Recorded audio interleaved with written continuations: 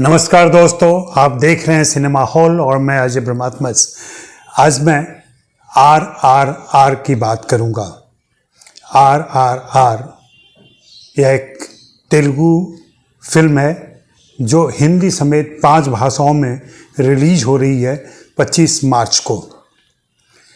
इस फिल्म से काफ़ी उम्मीदें हैं, इसलिए कि यह बाहुबली के मेकर एस राजामौली की फिल्म है और उस फिल्म के 5 साल के बाद ये फिल्म आ रही है। वैसे 2 सालों के पैंडेमिक ने इस फिल्म को काफ़ी पीछे छोड़ दिया था और अब जाकर के यह फिल्म रिलीज हो पा रही है। RRR राइज रोर रिवोल्ट, इसको अगर हिंदी में कहें तो उठो, दहाड़ो, विरोध करो। और जैसा कि आप सभी को मालूम होगा, इस फिल्म के बारे में अभी तक जो भी प्रचार हुआ है उसके जरिए जो जानकारी मिली है, उस हिसाब से यह फिल्म पिछली सदी के तीसरे दशक में भारत की कहानी कहती है। बात आगे करूं इसके पहले मैं चाहूँगा कि आप सिनेमा हॉल को सब्सक्राइब करें, मेरे साथ रहें और साथ ही buy me a coffee link पर जाएं, मेरे लिए कॉफ़ी खरीदें ताकि मैं आपके लिए बेहतरीन वीडियो जुटा सकूं। तो बात कर रहा हूं RRR की। आपको एक मज़ेदार किस्सा बताऊं, ये इस फिल्म का नाम RRR क्यों पड़ा। पिछले दिनों राजामौली का एक इंटरव्यू में देख रहा था, जिसमें मुझसे जब ये पूछा गया कि ऐसा विचित्र नाम आपने क्यों रखा, तो उन्होंने बहुत मज़ेदार वाक़या सुनाया कि जब हम लोगों ने इस फिल्म की शुरुआत की तब एक वर्किंग टाइटल के तौर पर एक हैशटैग चलाया गया था, #RRR। वहाँ RRR का मतलब था R Rajamouli, R Ramcharan, R Rama Rao. हम सभी जानते हैं कि इस फिल्म में रामचरण और जूनियर NTR मुख्य भूमिकाएं निभा रहे हैं। बाद में यह हैशटैग इतना पॉपुलर हो गया कि उन्होंने फिल्म का नाम बदलने के बजाय यही नाम एक्सेप्ट कर लिया और फिल्म का नाम ही हो गया RRR। हाँ, बाद में ये जोड़ा गया राइज रोर एंड रिवोल्ट। यह, जैसा कि मैंने बताया कि यह तीसरे दशक की कहानी है पिछली सदी की, जब अंग्रेज़ों का शासन था। तब भीम और राजू 2 क्रांतिकारी हैं, उन दोनों क्रांतिकारियों की कहानी है।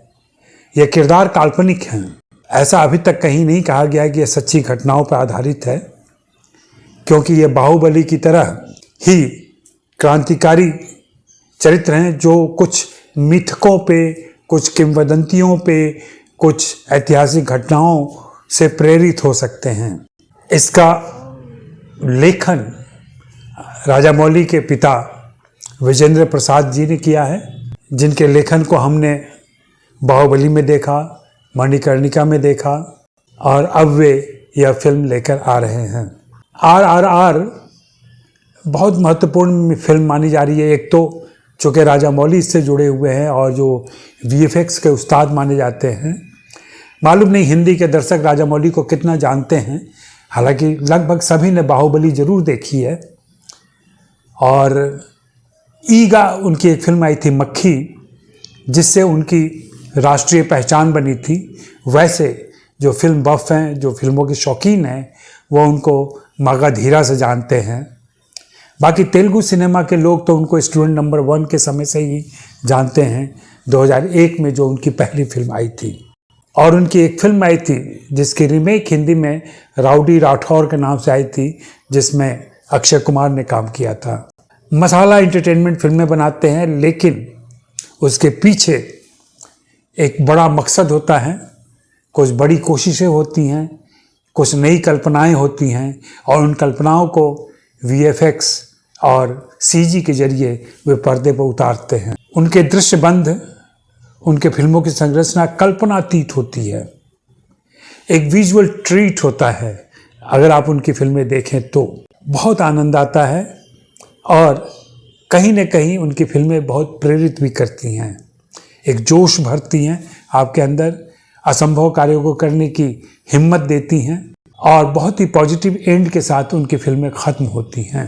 राजा मौली फिल्म परिवार में ही पैदा हुए और बचपन से ही फिल्मों के प्रति उनकी रुचि थी, और ये एक बहुत अच्छी बात है कि बचपन से ही उन्होंने सोच रखा था कि अगर मैं कुछ करूँगा तो कुछ बड़ा ही करूँगा। बड़ा करने का मतलब कि एपिक फॉर्म में फिल्म बनाना, विहंगम दृश्य क्रिएट करना, भव्य, विशाल, ये सारे विशेषण उनकी फिल्मों के साथ डाले जा सकते हैं।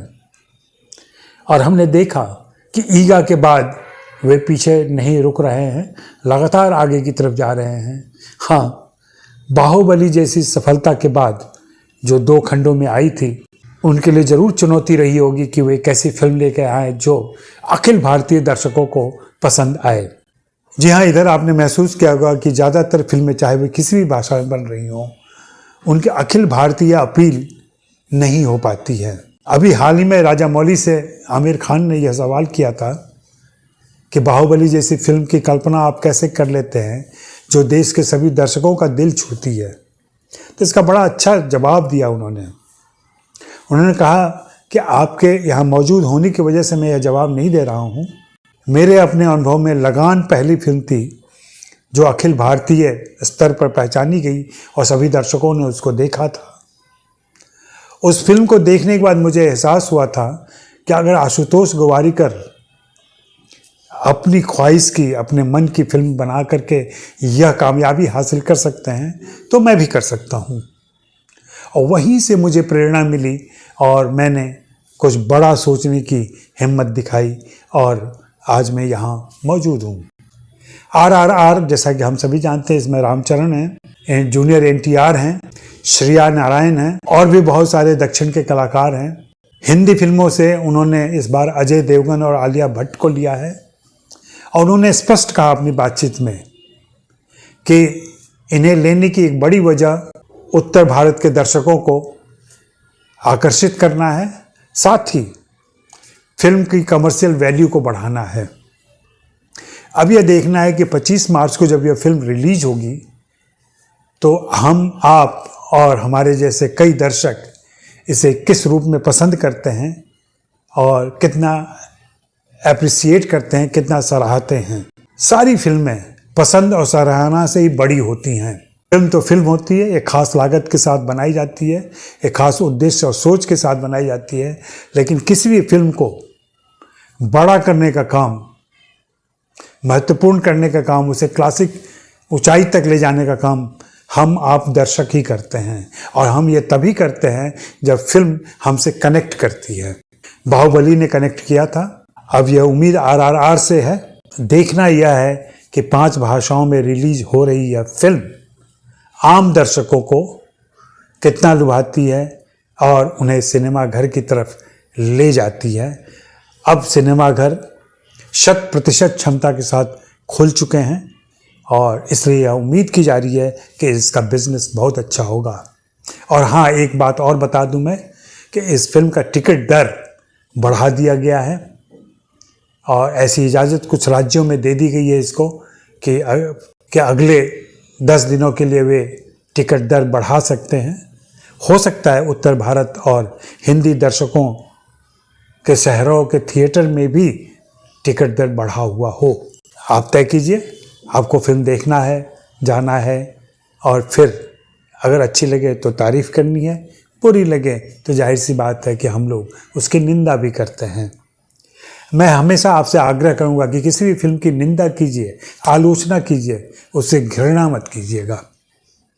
और ये जो बॉयकॉट का नारा चल रहा है ना, इसको ख़त्म कीजिए। यह हमें कहीं नहीं पहुंचाएगा, यह दर्शकों के अंदर निगेटिविटी भर रहा है। फिल्में पिछले 100 सालों से ज़्यादा समय से हमारा मनोरंजन कर रही हैं। यह सबसे सस्ता और उपयोगी मनोरंजन है।